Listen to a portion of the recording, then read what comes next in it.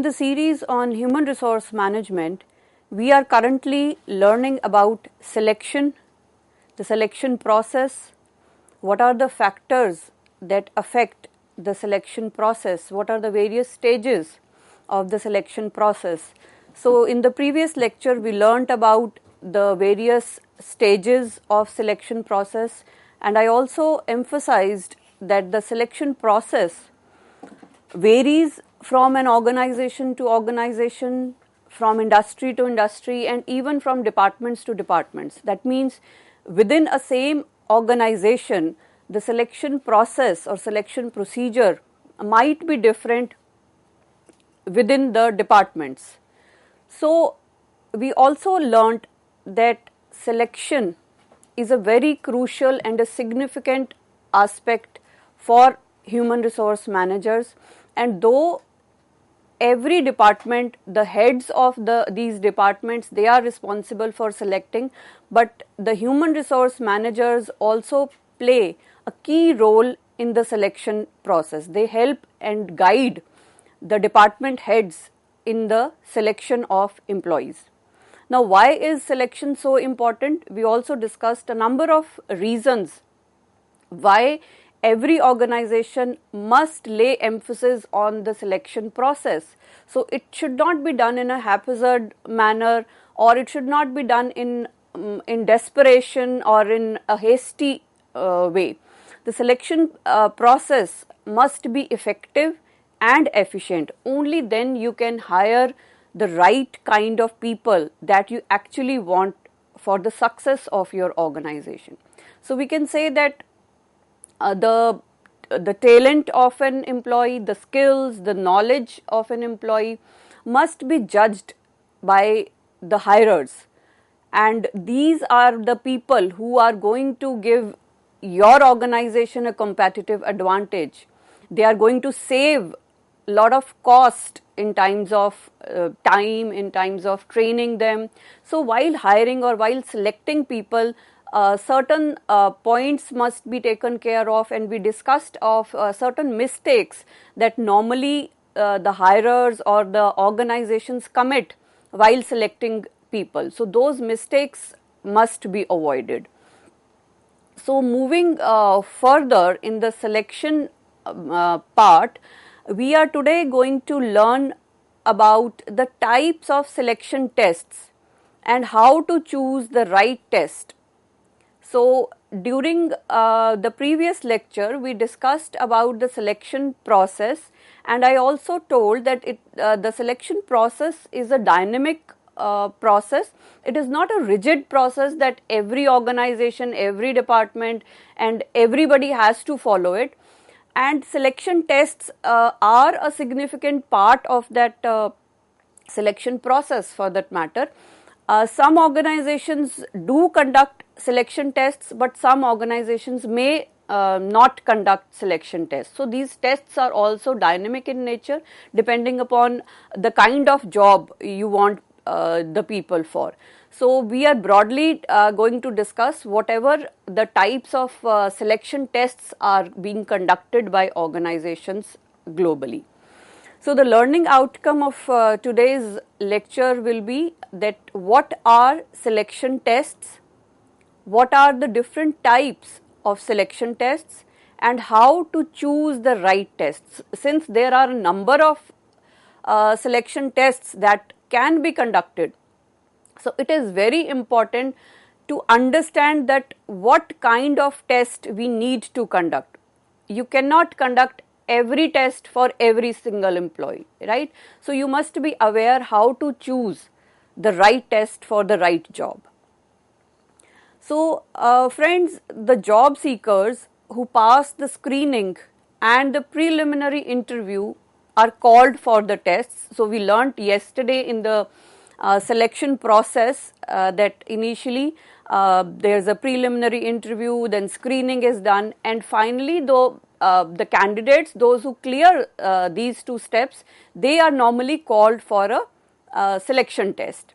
and different types of tests may be administered depending on the job and the company. So as I said that these tests are again not very rigid, they are dynamic and they depend on the job as well as the organization that is conducting these tests.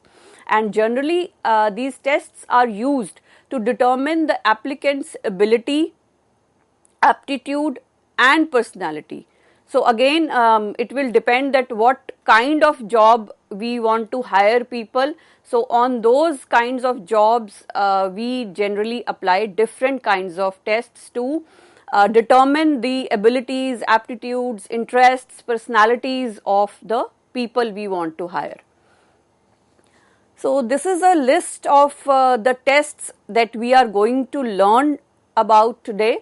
So these are aptitude tests, achievement tests, situational tests, interest test, personality tests, graphology, and there are some miscellaneous tests which are rarely used, but yes, we must be aware of all the names that are used in the context of these tests. So let's get started, friends. The first test that we are going to talk of today is the aptitude test. So these tests basically measure whether an individual has the capacity or latent ability to learn a given job if given adequate training. So it determines your ability to learn. When an organization gives you adequate training, are you capable, are you able to learn those things? That will be determined by the aptitude tests.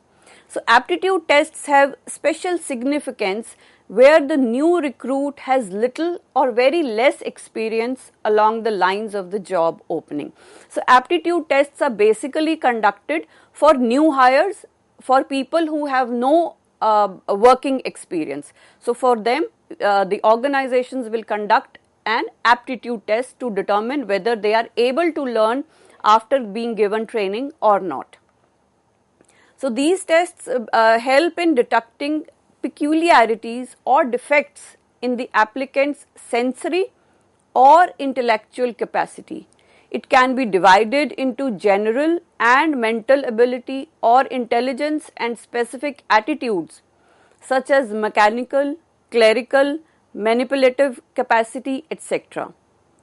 So it also helps in detecting if the applicant has certain disabilities or defects like sensory or a defect in the intellectual capacity, and they are further divided into four basically aptitudes, and these four aptitudes can be intelligence, mechanical aptitude, the psychomotor aptitude test and the clerical aptitude test. So we will briefly learn about these four aptitude tests as well. So intelligence test, as it is clear from the name itself, it measures the intelligence quotient of the candidate.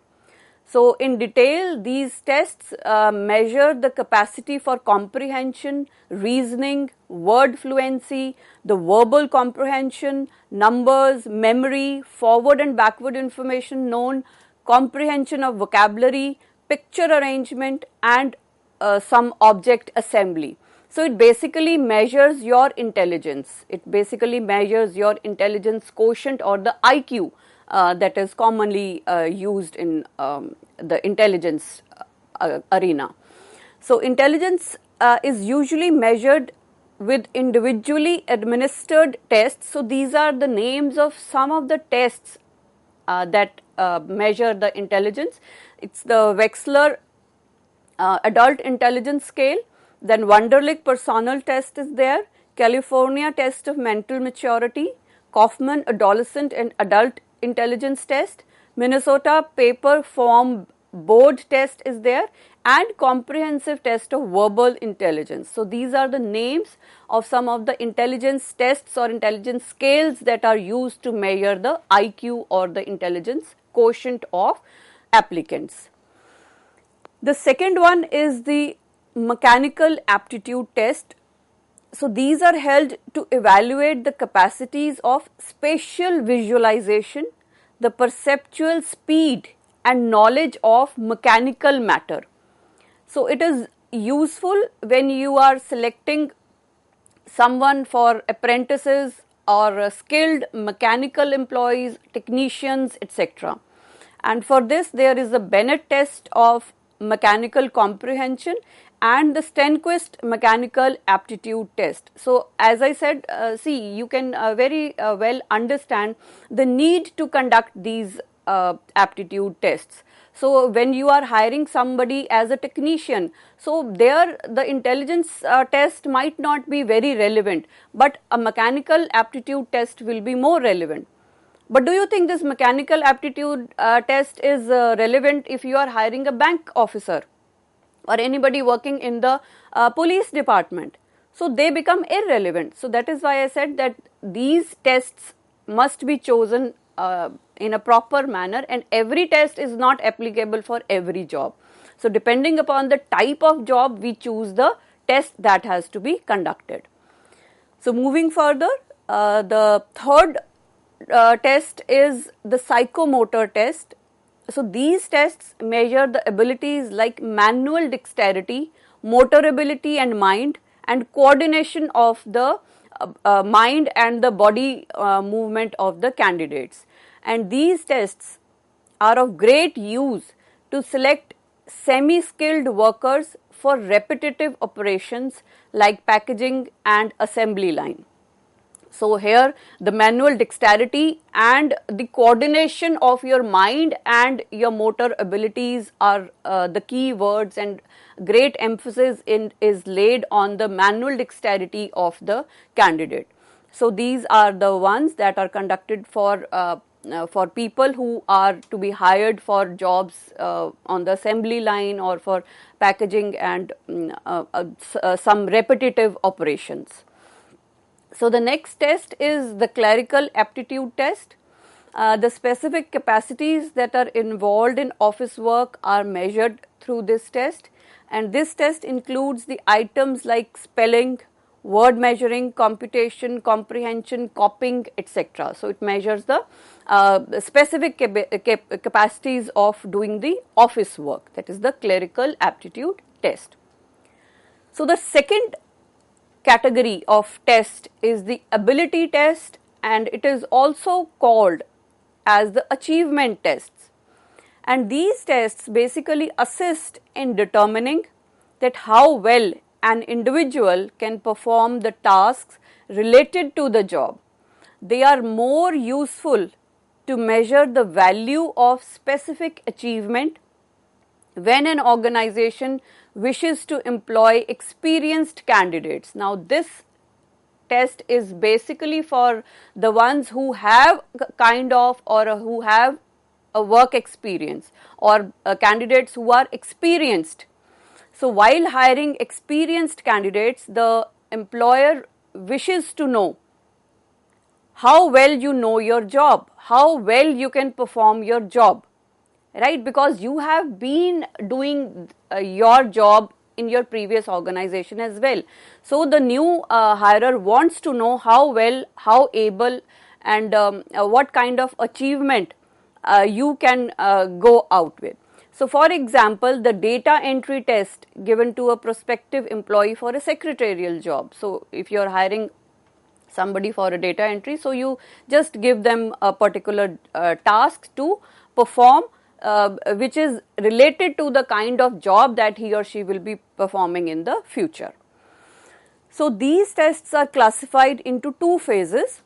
The first phase is called, or the first type is called the job knowledge test, and the second is called the work sample test. So let's learn about each one of them. So the job knowledge test, the candidate is put under test in the knowledge of the particular domain or expertise in the field in which he is applying for job. For example, say a person applies for the job of a lecturer in commerce.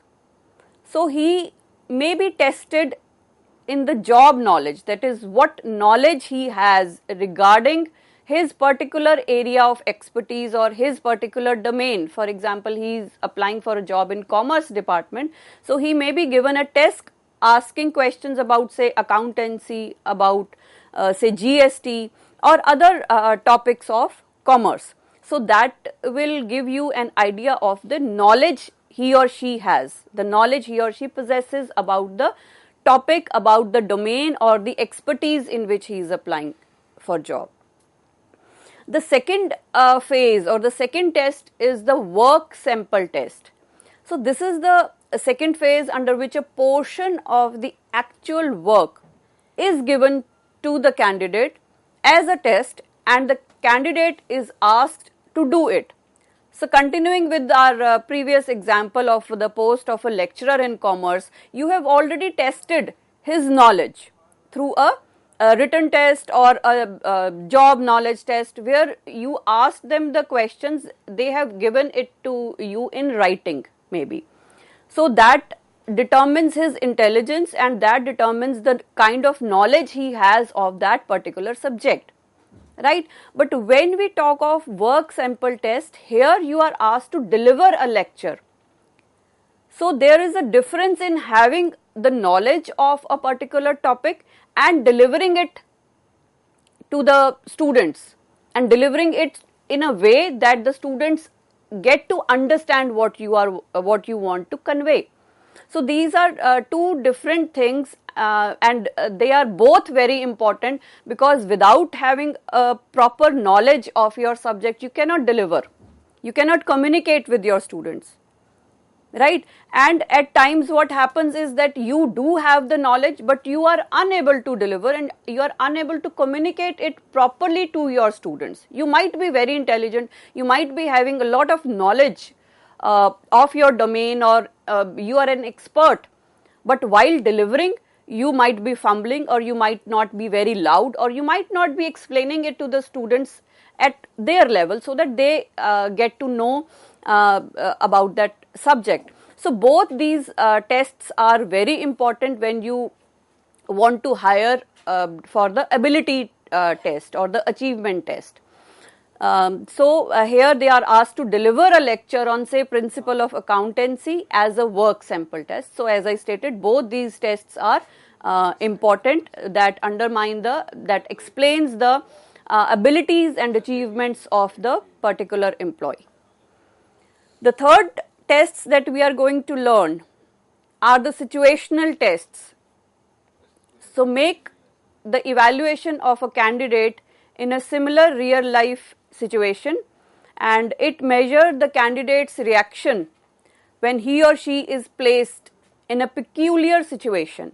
So as the name suggests, situational tests, we normally we undergo or we witness a number of times, we witness certain peculiar situations while we are working. So how the candidate is going to cope up with such situations, with such because we all know that today and after this pandemic, this situation has become so volatile and so dynamic in nature that we cannot have some rigid structures and rigid mindsets. We have to be agile, we have to be resilient. So organizations do look out for people who are resilient, and they want to know how he or she will behave and how he or she will react in this particular situation. So normally in a leaderless group, the problems are posed for which a solution is to be found, and the candidate is asked either to cope with the solution or to solve critical situations of a job. So they are given certain situations and they are asked their point of view, that how if you are in such a situation, how are you going to cope with this situation and how are you going to find out some solutions of this particular situation. So a situation test requires the candidate to respond to situations that are representative of job. So these future jobs every job we all know have certain situations, especially for the top level managements, because they are the most challenging jobs, and they are all aware what kind of situations the CEOs are going to face. So they are just given a taste of those situations, and they are asked to respond to these situations. These can be video-based simulation. Is a situational test in which the candidate responds to video simulations of a realistic job situation. So it can be in the form of a video-based simulation. Now, a situational test, it may be further divided as group discussion and in basket, and third one is the assessment center.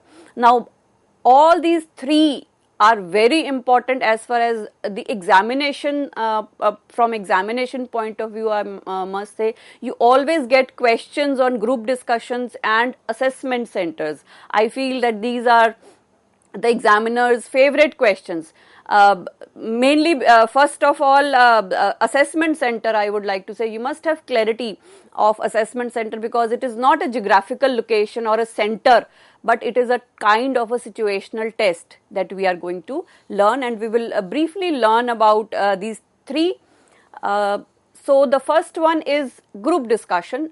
You must be aware of group discussion. You must have heard about group discussion as a test. So as the name suggests, the test is administered through a group discussion approach to solve a problem.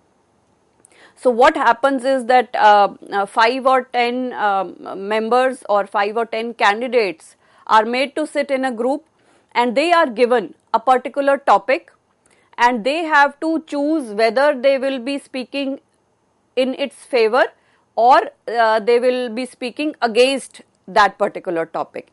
And all the students or all the candidates are asked to put in their views and put in their opinions and discuss on that related topic. Now, how they are judged? The candidates are observed in areas of initiating, so as who initiates or who begins with the discussion, who leads, and also they are judged on proposing valuable ideas. What are the skills that how you are proposing your ideas in the group, then conciliating skills, then oral communicating skills. Obviously, when you are discussing a certain topic with the other candidates, your oral communicating skills are also witnessed. Then how you coordinate with the other candidates. Now, it is very obvious that in a group discussion, the people won't be having same or similar opinions. If I am in favor of certain topic, so the other candidates might be against that topic. So how I coordinate, how I reconcile with them, am I arguing or am I putting my ideas, and I am trying to convince the other person that yes, I am right, or what my stand is right. So all these skills are judged, and how you conclude, these are the concluding skills in a group discussion. These are the initiating, leading and the concluding skills are very important when we judge people during a group discussion. So the second one is the in-basket type of situational test. Now this test was invented by Norman O. Fredrickson and his colleagues at the Educational Testing Service in the 1950s. During the test, the candidate receives a number of mails, telephone calls, documents and memos, and they then have a limited period of time to set their priorities, to organize their working schedule accordingly and respond to mail and phone calls. Because when you are working, when you are placed in a job, you are going to get all these things in routine. You will be getting mails, you will be getting certain documents that have to be signed, you will be getting number of telephone calls. Now how you respond to each one of them, how you set your priorities, how you set that what thing is to be done, the sequence, the order of performing, whether you have to take this telephone, whether you have to respond to the mail immediately. So that is very important. Now it helps in acquainting the employees about the job where a number of problems are kept in the basket. So that is from where the name of this test comes.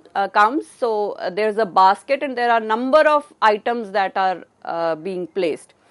So the candidate is asked to take decisions on various items based on the in-basket information regarding requirements in the memoranda. The candidate has to look at the problems which could also be complaints from different employees and simultaneously deal with those problems. So there will be problems from your employees, there can be problems from your vendors, there can be emails from your customers. So how you prioritize, whom you will address it on an urgent basis.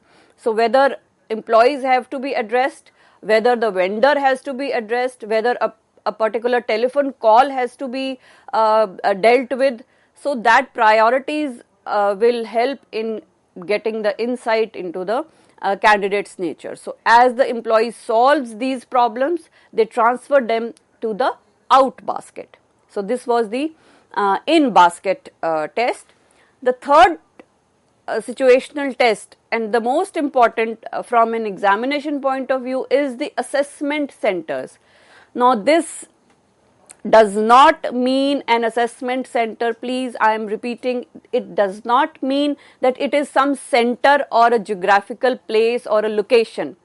So assessment center, it provides wide ranging holistic assessment of each participant, and it is a process that makes evaluation of a candidate's potential for management on the basis of three sources like the multiple assessment technique such as situational test, standardized methods of making inferences and pooled judgments for multiple assessors to rate each candidate's behavior.